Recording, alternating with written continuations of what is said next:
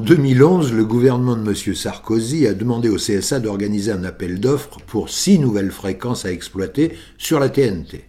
Vachement sympa, le président Sarkozy. Comme vous le savez, un appel d'offres est une procédure républicaine, donc impartiale. L'administration organise un concours et sélectionne les dossiers les plus pertinents, intellectuellement et financièrement. Sauf que dans l'appel d'offres, cornaqué par l'impayable Boyon, les dés sont pipés d'entrée.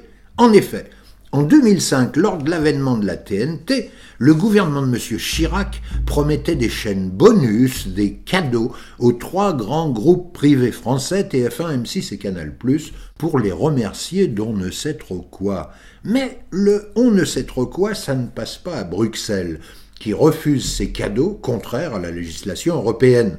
Le temps que les huissiers fassent des courriers, et c'est l'arrivée du président Sarkozy au château et de Michel Boyon dans la boîte. Ah, le tandem, imperméable à la honte, obligé à un appel d'offres pour faire démocrate.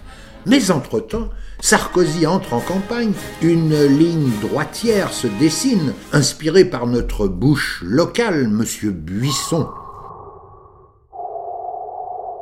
Et le groupe Canal, craignant de se faire rouler dans la farine, décide de ne pas concourir et préfère acheter direct 8 à M. Bolloré, bien embêté avec son usine à fabriquer des dettes. Bolloré étant le loueur de pédalo de M. Sarkozy quand il part en voyage de noces, il est évident que l'Élysée n'a rien trouvé à redire à cet achat qui arrangeait son ami. Résultat, sur 6 attributions, n'en reste plus que 4, car TF1 et M6 touchent d'entrée leurs cadeaux. Enfin, pas tout à fait, il leur a fallu imprimer un dossier tout de même. Restent 4 cadeaux à attribuer. Et comme nous sommes en pleine campagne présidentielle, M. Sarkozy décide qu'il faut faire dans l'utile. Il faut se faire de nouveaux amis, de nouveaux obligés.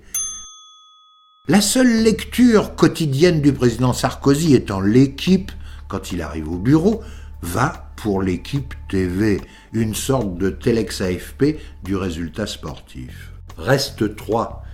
Le président étant amateur de barbelivien et bigard, il fait partie de la génération énergie, va pour la chaîne de Jean-Paul Baudecroux, l'ami des femmes. Reste 2. Le président, qui n'aime pas la princesse de Clèves et lui préfère Brigitte Lahaie, choisit donc le groupe RMC d'Alain Veil, un désosseur à la mode tapis. Reste 1. Le président étant un ami des différences et des communautarismes, il choisit de promotionner la chaîne de toutes les diversités, ce concept fumeux de M. Ouzelot. Reste 0 pour tous les autres projets, dont quelques-uns avaient pourtant la possibilité d'habiller leurs ambitions avec des moyens. Les 9 conseillers du CSA, en échange d'un salaire exorbitant, acceptent 6 ans durant, payés 7, d'avaler des couleuvres et de faire semblant de jouer à la démocratie. C'est la fameuse société du spectacle. En l'honneur des 9 membres du CSA, histoire de participer à leur biographie personnelle, nous allons vous raconter la main courante de l'un de ces projets qui n'a pas été retenu. Les rendez-vous, les mails, les courriers, les rencontres avec des personnages illustres, les intrigues et les balourdises avec les vrais noms des vrais gens. Une carte du tendre en quelque sorte. See you.